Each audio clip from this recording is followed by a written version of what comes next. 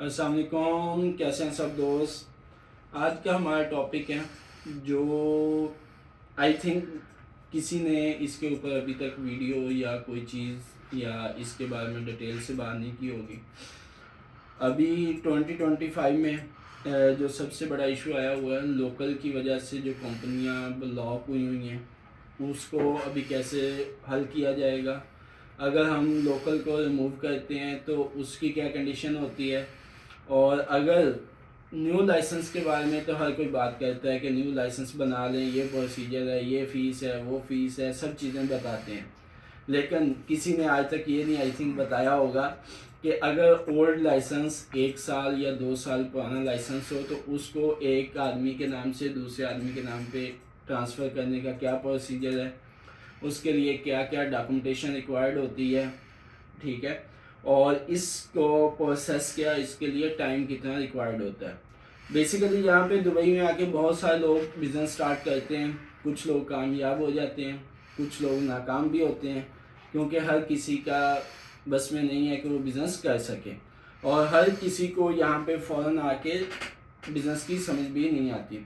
तो इस सूरत में कुछ लोग जिनका बिज़नेस नहीं चलता वो उसके बाद उसको लाइसेंस को सेल आउट कर देते हैं। उस लाइसेंस को दूसरे आदमी के नाम पे ट्रांसफ़र भी किया जा सकता है। उसमें उसकी सबसे पहले कंडीशन देखी जाती है कि उसमें पार्टनर कितने हैं। अगर सिंगल ओनर पार्टनर है तो उसको ट्रांसफ़र करने का तरीक़ाकार थोड़ा सा मुख्तलिफ है, अगर 2 पार्टनर हैं तो उसको थोड़ा सा मुख्तलिफ है, और अगर साथ लोकल है इसमें 3 कंडीशन है। आज से 2 साल पहले लोकल कंपनी में 51% शेयर पे होता था, अगर वो वाला लाइसेंस है तो उसकी और कंडीशन है। और अगर अभी का जो 2 साल से तकरीबन 2029 से चल रहा है कि लोकल वकील खिदमात में आए हुए हैं, अगर वो है तो उसको रिमूव करने का और तरीक़ेकार है। आज बात करेंगे हम सिर्फ इस टॉपिक के ऊपर। इससे रिलेटेड अपनी तरफ से कोशिश करेंगे तमाम कॉन्सेप्ट को क्लियर किया जाए। सबसे पहले अगर तो लोकल किसी कंपनी में है एज ए वकील खिदमात उसको रिमूव करना है तो, और सिंगल ओनर है तो उसका तरीक़ेकार ये है कि लोकल की तरफ से हमें सिर्फ एक एनओसी लेटर चाहिए होता है, वो कंपनी का ओनर प्रोवाइड करता है, लोकल से वो बात करते हैं और डीईडी में चल के लोकल रिमूव और एलएलसी करके कंपनी को, अगर सिंगल ओनर है एलएलसी करके लोकल को रिमूव किया जाता है। इससे पहले एक और चीज़ होती है, जिस वक्त आपकी प्रोफेशनल कंपनी है तो जिस वक्त आप उसको एलएलसी कर रहे हैं सबसे पहले वो जो नाम है वो ट्रांसफ़र होता है आपका सेम नेम एलएलसी में। पहले आपका होता है सर्विसेज एसटी के नाम से या किसी भी नाम से, उसके बाद वो एलएलसी में कन्वर्ट होता है, उसका न्यू ट्रेड नेम बुक होता है, रिजर्व होने के बाद फिर आपकी बाकी सारी ट्रांजैक्शन होती है।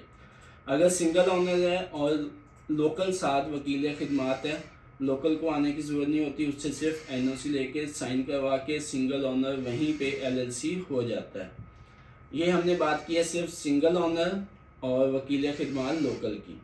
उसके बाद दूसरी बात करेंगे, अगर लोकल एज ए पार्टनर है वो चाहे 1% का हो, 2% का हो, 51% का हो, अगर उसके साथ सिर्फ और सिर्फ सिंगल आदमी ही है, दूसरा आदमी 98% है, 90% है, 50 है, तो उस सूरत में सबसे पहले बनता है सेल एंड परचेज कॉन्ट्रैक्ट। दूसरा जो प्रोसेस है वो सेम ही होगा, लेकिन इसके बाद सबसे पहले बनेगा एलएलसी का कॉन्ट्रैक्ट सेल एंड परचेज का।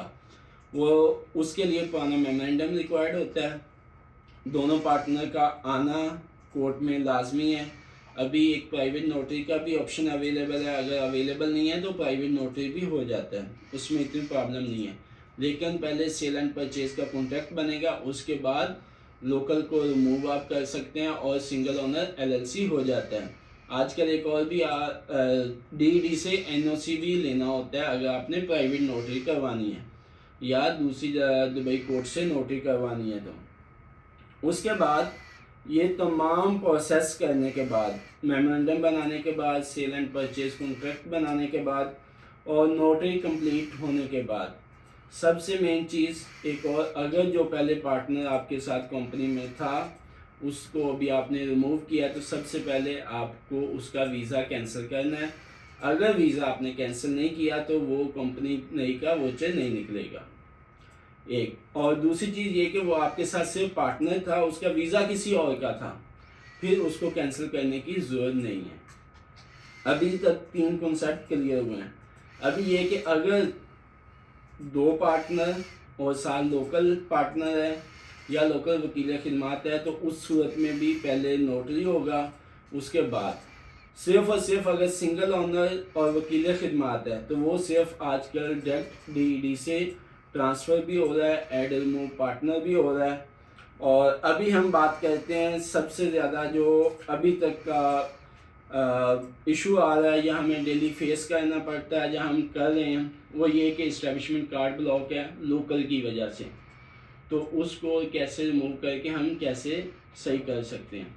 उसमें ये कि लोकल की तरफ से अगर ब्लॉक है तो DED सेंटर हेड ऑफिस में लीगल टीम के पास चल के वहाँ से उसको अनब्लॉक करवाना पड़ता है। उसके बाद लोकल को लाइसेंस से रिमूव करके तो हम उसको मॉडिफाई कर रहे हैं, और जब लाइसेंस LLC निकल आता है तो उसके बाद मोस्टली समटाइम इधर से ही, जैसे ही हम इस्टेब्लिशमेंट कार्ड रिन्यूअल का अप्लाई करते हैं, उसका इस्टेब्लिशमेंट कार्ड आता है और वो अनब्लॉक होता है। अदरवाइज़ लाइसेंस कॉपी ऑफिस की जारी और लोकल को रिमूव के डॉक्यूमेंट्स लेके एक दफ़ा अभी जाना पड़ता है, वहाँ से समटाइम इंस्पेक्शन भी आती है, समटाइम नहीं भी आती, और वहाँ से वो अनब्लॉक हो जाता है।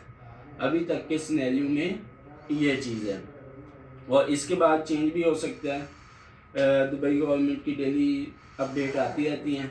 ये अभी तक की अपडेट थी 2025 जनवरी तक की, ऐड रिमूव और लोकल को रिमूव करने का तरीका और DED में। अगर इसके चार्जेस की बात करें, ये डिपेंड होता है कि आपका कैपिटल कितना है और लोकल के कितना शेयर है, उसके हिसाब से इसके होता है। अगर प्राइवेट नोटरी हो तो almost sale and purchase contract और दूसरे के 3000 का कॉस्ट होती है।